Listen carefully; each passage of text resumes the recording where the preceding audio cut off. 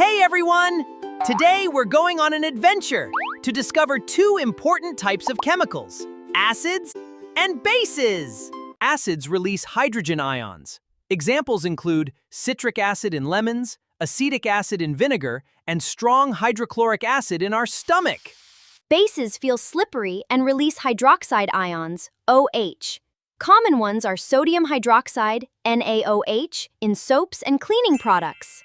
We use indicators like Litmus and universal indicator to test if something is acid or base. The pH scale tells us how strong they are. Below 7 is acidic, above 7 is basic. When acids and bases react, they neutralize each other and produce salt and water.